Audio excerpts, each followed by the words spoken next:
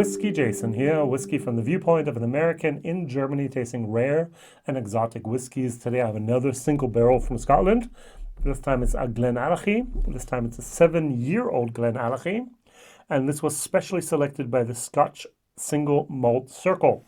You've never heard of the Scotch Single Malt Circle? Well, it's almost as old as the SMWS, the Single Malt Whiskey Society.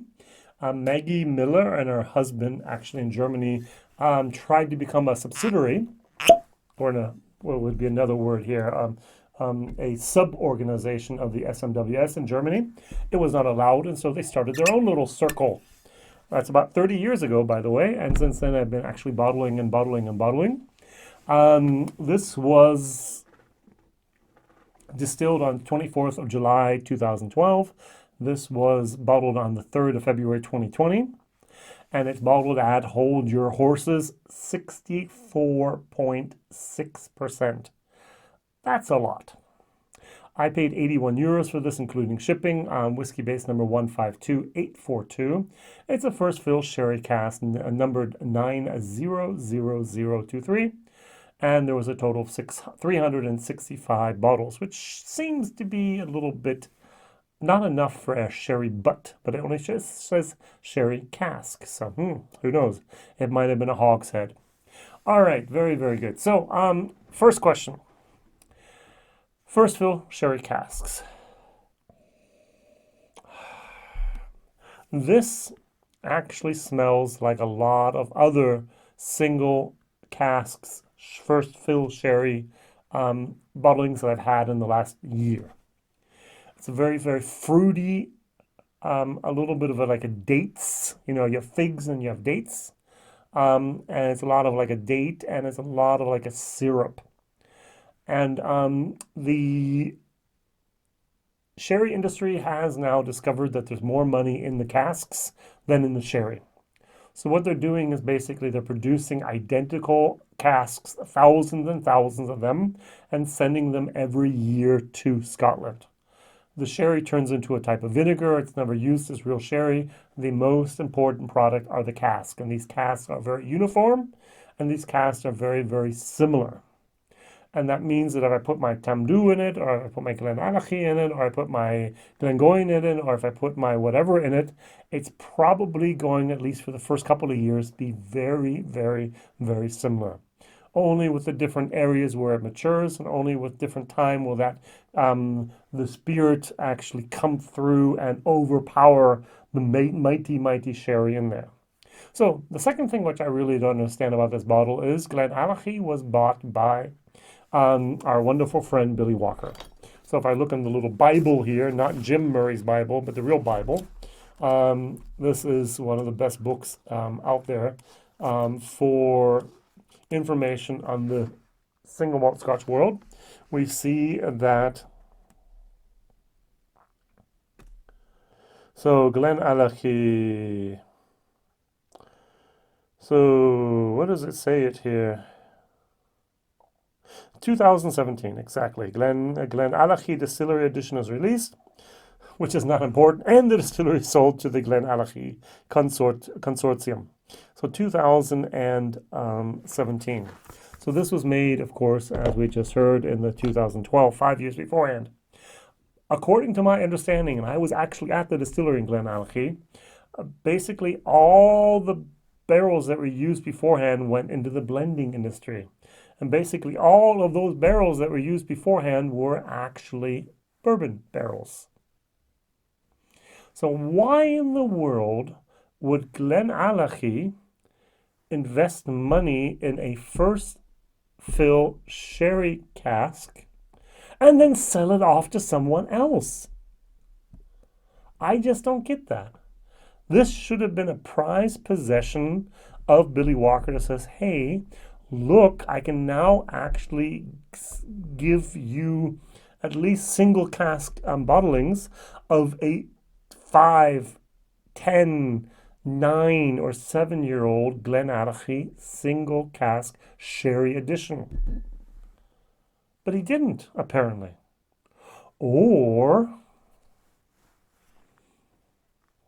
this is not a full maturation in a sherry cask. I hope so. But do I know that? According to the rules that I know of single Scotch whiskey, we only have to add the last cask. Ooh, who knows? So this might just be finished. All right, transparency, transparency, transparency. I would love to have more of it and understand more of it. Is this a bad nose? No, I actually like this. I get a little bit of leather, I get a little bit of plums, I get a little bit of dates. Very, very nice. What type of sherry? Industrial sherry, not Oloroso, not Pedro Jimenez, not Fino, not Palo Cataro. Industrial vinegar sherry, extra produced for the cask industry. Cheers.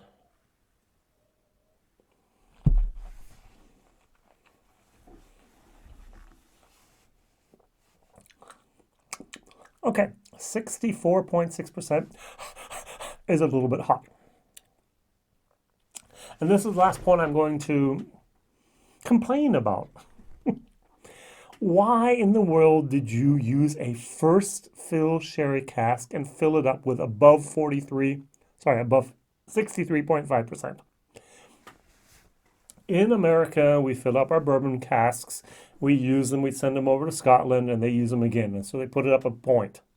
Yeah, if you have 62.5 in America, you have 63.5 in Scotland. Makes typical sense.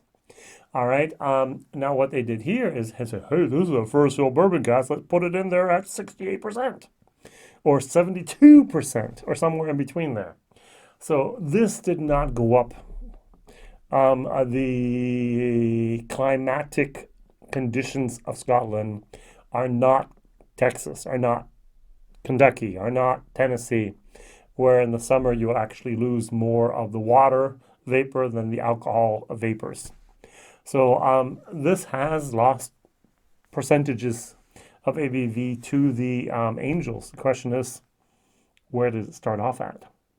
And so it's actually grabbing the side of the cask, that alcohol, and the alcohol is dissolving certain things in the wood that a lower percentage of alcohol would not. So if you're 73%, you're getting different things out of the wood than you would at a 63%. If you look at Wilderness Trail, for example, they actually go in at a very, very low point. If you look at even Wild Turkey doesn't go into the highest possible cask strength because they know that the barrels, you get much sweeter moments, much better moments if you lower cask entry point. And so they just threw that all in the wind and said, I don't care. We're going to put as much alcohol as possible into this bottle, this barrel. We're going to pull it out whenever we want to after 7 years. And that's what they did.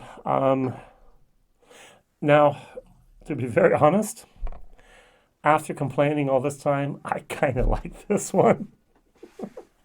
It's a tiny little bit hot with the 64.6%. Put a little bit of water in there, it actually calms down.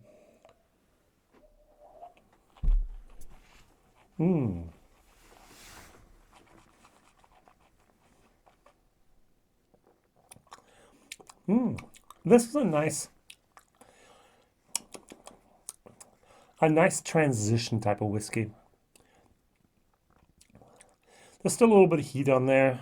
There's a little bit of leather. There's a little bit of a pomegranate, actually. Got some good stuff going on in there. Very, very nice. Is this an excellent whiskey? No. Is this a good whiskey? Yeah. This is like a C plus, B minus type of whiskey in my books. Is it worth the price of 81 euros? No. I have the feeling that I'm drinking. Oh, that's a good comparison. I have the feeling that I'm drinking Wild Turkey 101 with sherry in it. Or Rare Breed with sherry in it, for all I care. Give it a couple more percentage points there. This is not an overly complex whiskey. There are some transitions, but it does have a fairly long finish, which is more than acceptable. You notice I'm trying not to like this whiskey, even though I do. That's the amazing part about it, yeah. All right. Value for money, I'm going to give it a C minus. I just think it's too much. It would have, if it would have been 59 euros, I would have went nice. If I was 69 euros, I would like okay. But actually, 81 euros is a little bit out of my normal price range here for a 7-year-old whiskey. This is something I would never ever normally buy a bottle of it all by myself. Oh, 2-minute confession time. I was disappointed with the SMWS. I bought 16 different bottles. Two of the bottles were really nice. Six of the bottles basically were terrible. I would want to dump them out the drain if I would have. And the majority were mediocre, and I don't like mediocre.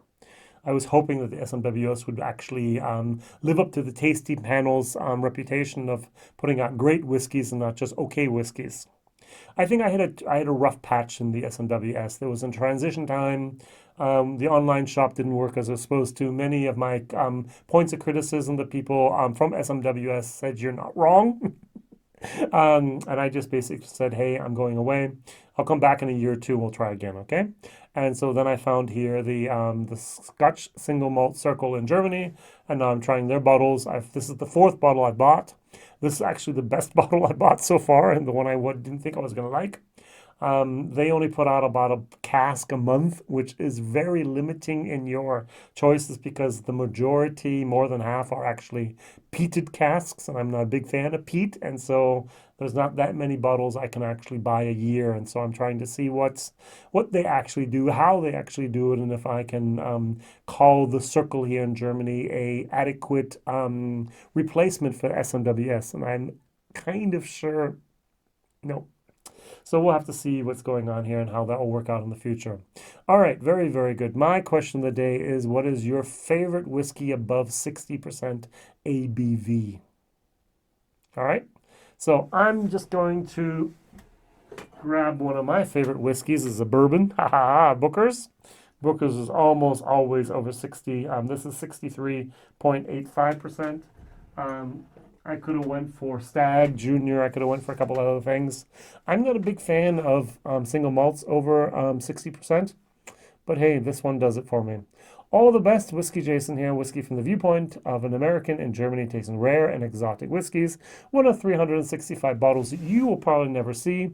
Even though you would have to become a member of the Circle, pay your dues every year, and then you're allowed to buy bottles like this. Thank you very much for watching. All the best. Bye bye.